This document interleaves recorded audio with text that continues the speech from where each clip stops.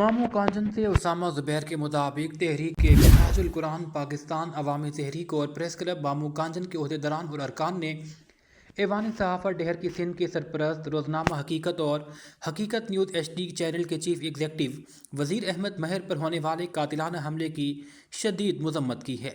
مشترکہ مذمتی اجلاس میں کہا گیا کہ وزیر احمد مہر پر حملہ صحافتی آزادی اور سچائی کی آواز پر حملہ ہے۔